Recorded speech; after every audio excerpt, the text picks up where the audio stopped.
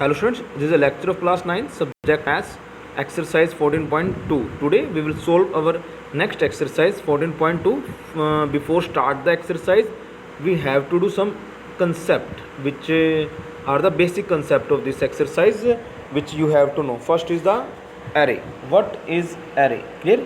You have given the raw data and you have to write the array data in ascending or descending order. Clear? That is known as the array.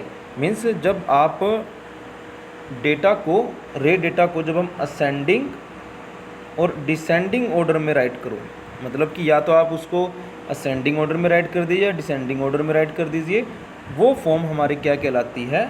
Array कहलाती है. Clear? Now on this basis we have to solve our first example. Consider the marks obtained by 10 students, that is 10 students. These are the marks. Clear?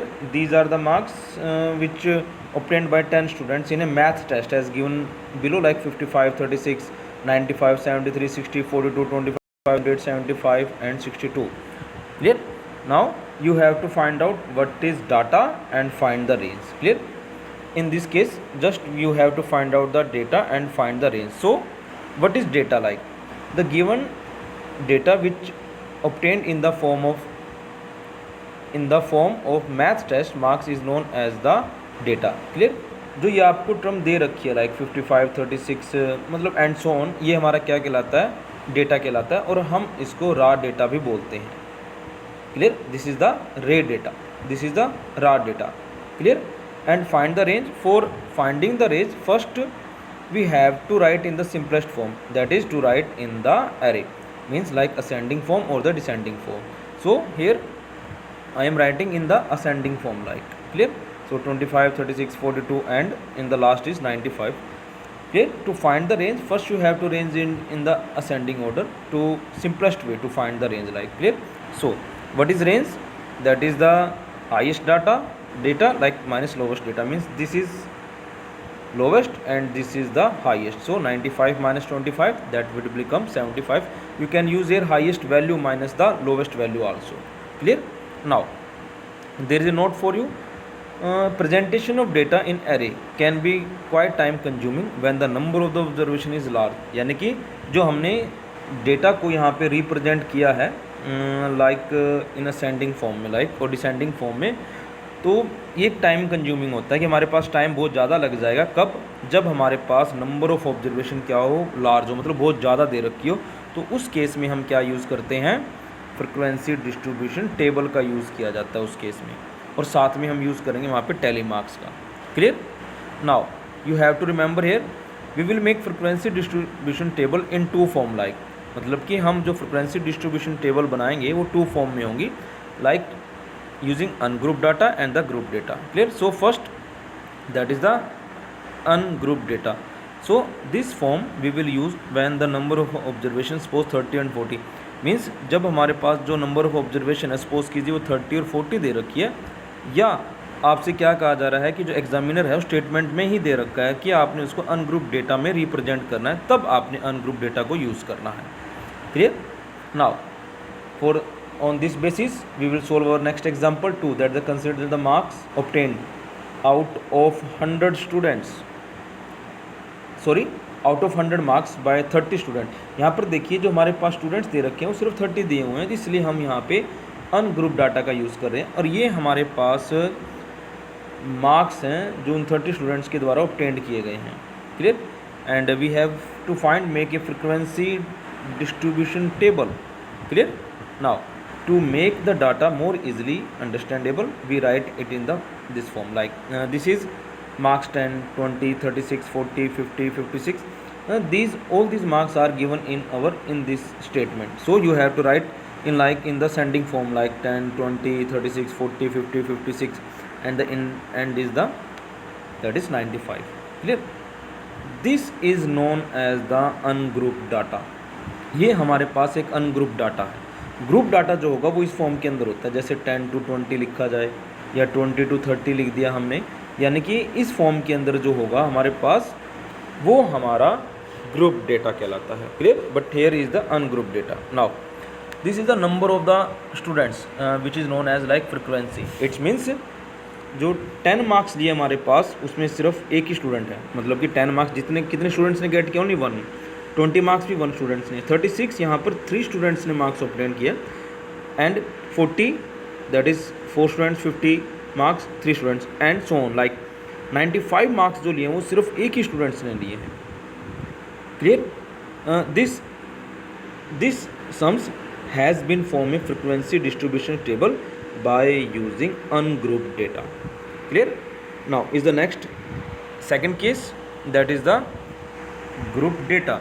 When data is in the large amount of, मतलब कि जो data हमारे दे रखा है वो large amount में दिया हुआ, सपोज कीजिए 100 का दे रखा है या 100 से ज़्यादा का दिया हुआ, तब हम वहाँ पे ग्रुप डेटा का यूज़ करते हैं। क्लियर? और जो डेटा होगा हमारे पास वो एक तरह से हम उसको कंडेंस फॉर्म के अंदर राइट करते हैं, क्योंकि इतनी बड़ी ऑब्जर्वेशन को हम एक सिंबल अनग्रुप डाटा के अंदर शो नहीं कर सकते हैं, उससे हमारी जो टेबल बनेगी वो बहुत लार्ज हो जाएगी। तो जो कंडेंस फॉर्म बनती है वो लाइक इस फॉर्म में बनती है, लाइक 20 to 29, 30 to 39, 90 to 99। और एक और दे रखी है मैंने यहाँ पर, that is 20 to like 30, 30 to 40, 90 to 100। Clear? There is a difference between them. Like here is the first like 20 to 29, second start from 30 to 39, then 90 like 99. But in this case 20 to 30, next start from 30 to 40 and like 40 to 50, and the last is like 90 to 100. So what is the meaning of this? Now we will study about it. So here like 20 to 29, 30 to 39, these groups are known as the class interval. मतलब कि ये जो हमारे पास form बना रखी है ऐसे 20 to 29 की और लाइक 30 to 39, ये हमारे पास क्या कहलाते हैं? क्लास इंटरवल कहलाते हैं। इनको हम क्लास इंटरवल बोलते हैं। क्लियर? और इनके बीच का जो डिफरेंस रहेगा हमारे पास, लाइक जैसे 20 से 29 और 30 से 39 में, वो हमारा क्या कहलाता है? क्लास साइज़ कहलाता है, या उसको हम क्लास विड्थ बोलते हैं। मैं आपको इसका मीनिंग भी बताऊंगा। इसके अंदर जो क्लास साइज़ है वो हमारे पास 10 का है, इसमें भी 10 का है। और मैंने आपको एक एग्जांपल और दिया हुआ है इसमें, दैट इज़ 20 to like 30 और 30 to 40। इसमें भी क्लास जो साइज़ है हमारे पास वो कितना है? 10 का है। तो हमारे यहाँ पर क्लास साइज़ जो बनेगा वो 10 बनेगा। Clear? Now our next part like that the lower limit and the upper limit. अब हमें इसके अंदर लोअर लिमिट और अपर लिमिट के बारे में स्टडी करना है। तो जो फिगर हमारे पास क्लास इंटरवल में लेफ़्ट साइड पर दे रखा है वो हमारी लोअर लिमिट कहलाती है, और जो अपर राइट साइड्स पर दे रखा है क्लास इंटरवल में वो हमारी अपर लिमिट कहलाती है। Like for example that is 20 to 30, ये हमारा एक क्लास इंटरवल है। So this term is on the left side, that is called the lower limit, and this term is on the right side, so this is called the upper limit. Clear? Now is the next is types of the group frequency distribution. अब हम यहाँ पे group frequency distribution के types को study करेंगे। First is the exclusive form और the continuous interval form. 2 names हैं जो हमारे पास इसमें दिए गए हैं। The second is inclusive form and we can say that discontinuous interval form. Now meaning of both, first is the exclusive form means a frequency distribution in which upper limit is excluded and the lower limit is included. Means excluded का मतलब ये होगा कि हमने वो limit count नहीं लेनी है, टेकिंग नहीं करनी है जब हम उस इंटरवल को ले रहे हैं। बट जो लोअर लिमिट होगी, लेकिन जो लोअर लिमिट हमारे पास हमने उसको इंक्लूडेड करना, मतलब कि काउंटिंग में लेना है। For example like that is in class like 0 to 10। Clear? For exclusive this is the our lower limit and this is our upper limit. Means upper limit को हमें नहीं लेना है, ये हमारे मार्क्स के अंदर या किसी भी डेटा के अंदर रिप्रेजेंट इन्वॉल्व होगी। मतलब कि अगर हमें यहाँ पर 0 से 10 के बीच में डेटा को लेना है तो उसके अंदर लाइक 0, 1, 2, 3 लाइक टिल 9 तक आपने उसमें लेना है, लेकिन जैसे जो 10 होगा डेटा में वो आप इन्वॉल्व नहीं करोगे। That is called the exclusive form. And in the case of the inclusive form दोनों टर्म आपने यूज़ करनी है, like in which lower limit and upper limit both included, like 0 to 10 and 11 to 20। अब इसमें आपने इन दोनों लिमिट को count करना है, मतलब 0 भी काउंट होगी, 10 भी काउंट होगा। सपोज़ कीजिए आपके पास कोई इंटरवल 0, 1, 2 डेटा जो है वो इस फॉर्म के अंदर दे रखा है 4, 5, 6 लाइक 10 तक। क्लियर? सपोज तो ये 10 भी इसमें इन्वॉल्व होगा, लेकिन जो प्रीवियस केस किया था उसमें ये 10 इन्वॉल्व नहीं हो रहा था, ओनली 0 इन्वॉल्व हो रही थी। सिमिलरली लाइक 11 to 20 है, जैसे इसी का एग्जांपल है, 11 भी इन्वॉल्व होगा, 20 भी इन्वॉल्व होगा। Clear? Now that is the example third. On these basis of the concept we will study about example third.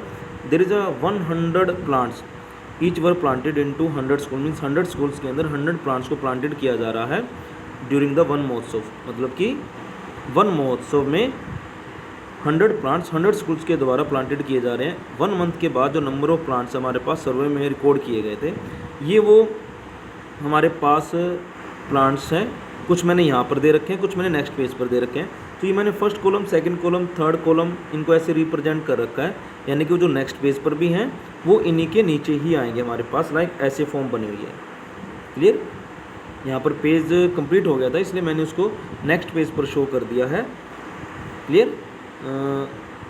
Look at the next page our these are the page, like this is first. ये हमारे पास जो first column है, जो हमारा पीछे first column आया था, उसी के नीचे आएंगी ये सारे वैल्यू। लाइक सेकंड है तो सेकंड के नीचे, थर्ड है तो थर्ड के नीचे, and so on. Clear? Now we have to make a frequency distribution table by using group data and tally marks, मतलब कि हमने ग्रुप डाटा का यूज़ करना है, टेली मार्क्स का यूज़ करना। अब यहाँ पर देखिए जो नंबर ऑफ ऑब्जर्वेशन है वो हमारे पास 100 है, इसलिए अगर हम उसको तो अगर अनग्रुप डाटा में बनाएं तो क्वेश्चन बहुत लेंथी हो जाएगा और वो क्वाइट टाइमिंग भी बहुत ज़्यादा ले लेगा वो। इसलिए हम यहाँ पर किसका यूज़ करेंगे? ग्रुप डाटा का यूज़ करेंगे, साथ में टेली मार्क्स का यूज़ करेंगे। अब टेली मार्क्स कैसे यूज़ किया जाएगा वो मैं आपको साथ के साथ बताता हूँ। लाइक हमने नंबर ऑफ प्लांट जो सर्वाइव किए हैं, ये देखिए ये हमारा ग्रुप डाटा, जैसे 20 से 29, 30 से 39। अब यहाँ देखिए 20 से 29 है और नेक्स्ट जो स्टार्ट हो रहा है हमारे पास 30 से 39 में हो रहा है। इसका मतलब है कि यहाँ पे 20 और 29 दोनों ही यूज़ होंगे हमारे पास वहाँ। क्लियर? लाइक हम इसको ये कह सकते हैं कि ये इंक्लूसिव फॉर्म है हमारे पास। क्लियर? तो 20 से 29 भी इन्वॉल्व होगा, 30 और 39 है, दोनों इन्वॉल्व होंगे, एंड सो ऑन। अब आपको ये जो मैंने टेबल दे रखी है ये, और जो इसके पीछे प्रीवियस पेज पर दे रखे हैं, उसमें आपने ये दे रखा है कि जो नंबर ऑफ प्लांट्स है 20 कितने हैं, 20 और 29 के बीच में कितने हैं, और साथ में 29 भी आपने काउंट करें। तो जब आप इसमें काउंट करोगे तो वो आपके पास आएंगे नंबर ऑफ जो स्कूल है वहाँ पे। ठीक है? वो हैं हमारे पास 3 स्कूल हैं जिन्होंने 20 से 29 के बीच में प्लांट्स को सर्वाइव किया है। टेली मार्क्स राइट करने के लिए आपने ऐसे 3 शॉर्ट लाइन यूज़ करनी है, 1 2 3, क्योंकि ये 3 हैं तो यहाँ पर भी 3 आ जाएगा। सिमिलरली लाइक 30 to 39, मतलब कि जो नंबर ऑफ प्लांट्स सर्वाइव करवाए हैं वहाँ पे कितने स्कूल्स ने करवाए हैं, वो स्कूल्स हमारे पास 14, मतलब कि 14 स्कूल ऐसे हैं जिन्होंने प्लांट्स 30, 31, 32 एंड 39 तक सर्वाइव करवाए हैं। ऐसे स्कूल्स कितने हैं? 14 हैं। अब 14 को हम टेली मार्क्स में कैसे राइट करेंगे वो देखिए। टेली मार्क्स राइट करने के लिए आपने ऐसे फर्स्ट 4 शॉर्ट लाइंस करनी है। ये हमारे पास 4 को आप काउंट करेंगे, लाइक नंबर ऑफ स्कूल्स यहाँ पर 4 हो गए, 1 2 3 4 5 करने के लिए आप इसके ऊपर ऐसे इसको क्रॉस कर दोगे। ये 5 हो चुके हैं, 6 7 8 9 हो गए, इसके बाद फिर क्रॉस कर दीजिए, ये 10 हो गए हैं। हमें 14 करने हैं तो 10 यहाँ पर हो चुके हैं, ये 4 ये हो गए, ये 14 हो गया हमारे पास। तो इस टाइप से आपने वहाँ पे टेली मार्क्स यूज़ करना है। लाइक अब देखो 40 to 49 there are the number of the schools, there are 12 schools हैं जो number of the plant survive करवाए हैं वो 40 से 49 में है, मतलब कि 40 और 49 दोनों इन्वॉल्व हैं, 12 हैं। तो we will be write in the tally marks like 1 2 3 4 5 6 7 8 9 10 12 and 14, sorry 11 and 12, clear, and so on. Clear? Now when you will count this number of the schools, that is it will become 100, and in the statement also given the 100 plants and the 100 schools, like. Clear? Now you have to solve the sums from 1 to 4 of exercise 14.2 in fair notebook. Means आपने 1 to 4 questions जो है वो आपने अपने fair notebook पे solve करने हैं इस एक्सरसाइज के। And there is a note for you, a test of exercise that is 2.3 and 2.4 will be held on Wednesday. clear, that is on 22 July, clear. So be ready for the test and revise the exercise 2.3 and 2.4, clear. Thank you and have a nice day to all of you.